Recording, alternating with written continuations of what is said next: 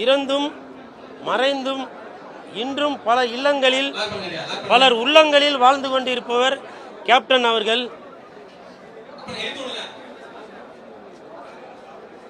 ஏழைகளுக்காகவே உருவானவர் தான் நம்ம கேப்டன் அவர்கள்.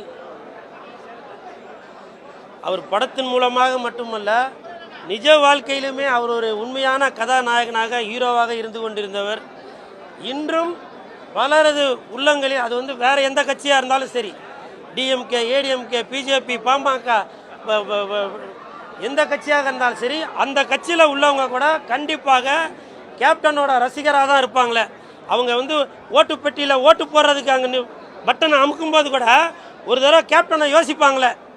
கேப்டனை யோசித்து நம்ம தேமுதிகவுக்கு போடுறதா இல்லை வேறு எதனா கட்சிக்கு ஓட்டு போடுறதா அப்படின்னு ஒரு நிமிஷம் யோசிப்பாங்க.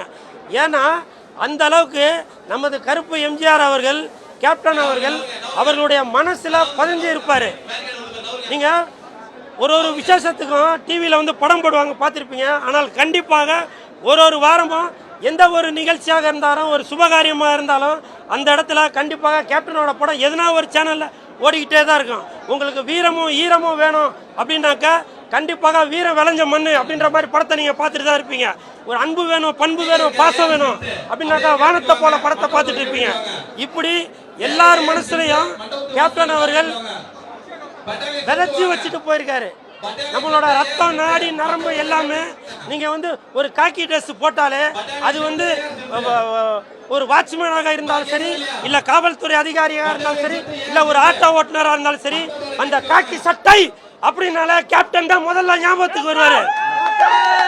கேப்டன் கேப்டன் அப்படி காக்கி சட்டை என்றத ஒரு எழுத படிக்க தெரியாதவர்கிட்ட கூட போய் காக்கி சட்டை இஸ் ஈக்குவல் டு என்ன அப்படின்னாக்கா கேப்டன் தான் சொல்லி எழுதுவாங்களே. ஸோ அந்த அளவுக்கு இந்த நம்மளுடைய நாட்டுப்பற்றையும் தேசப்பற்றையும் படங்கள் மூலமாக எப்பவுமே வெளிப்படுத்தி கொண்டிருப்பவர் அந்த கேப்டன் ஐயா அவர்களுக்கு இன்று குரு பூஜை.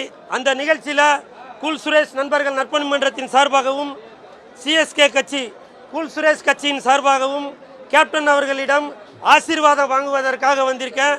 இன்று மட்டுமல்ல, என்றுமே இப்போ இருக்கிற கூட்டம் கலையவே கலையாது. ஒவ்வொரு வருடமும் கண்டிப்பாக குரு பூஜையில் கேப்டன் அவர்களிடம் ஆசீர்வாதம் வாங்கிறதுக்காக கண்டிப்பாக எல்லாரும் வந்து கொண்டு தான் இருப்பாங்க. Captain captain captain captain